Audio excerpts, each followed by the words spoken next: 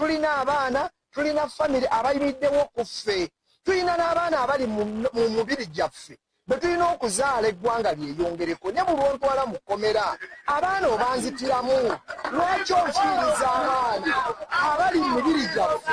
Ekyo mukitunuulire ti abantu abasibwa eggwanga mulikendeeza, ti emibiri gyaffe girinamu abaana naye ate mubattira munda ne tutabakola ki?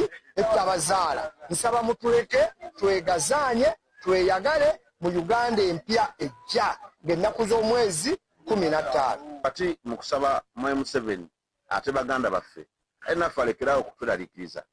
Twagala kusaba ne muganda waffe Mwami Manja Moses yogerako ne mukamawo baleme kwata bannabusiro, kubanga information gye tulina ffenna bagala kutuwa bwe bakwata bamubuuza Honorable Ssemaganda okwesimbawo ku baka ba Parliament nazza musango. Se twekubira enduulu kubanga tumanyi tulina n'omwana waffe Kibalama John Bosco ne bamukwata mu ngeri y'emu, bamukwata mu 2019 ngera tulina musango bamulanga lwa kwesimba ku baka ba Parliament. So betulowooza ebyobufuzi biba bituse kweyo level mubijeewo. Olumanga mulaba mulina amaanyi tugende mu boxi abantu basalewo oba oli awo naye nobakola ki obakulembera. So tuvumira nesse kuvumirira ekigenda maaso aye tusaba nesse kusaba yenna aba NRM okulaba nga abaana abakwatibwa babata balina famire, balina abantu bakozesa.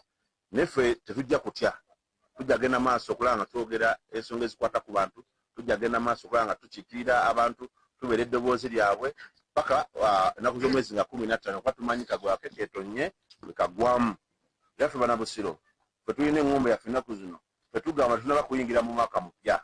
Mwaka gwaffe mupya gutandika ennaku z'omwezi nga 15 Januari nga tuyingidde mu Uganda empya.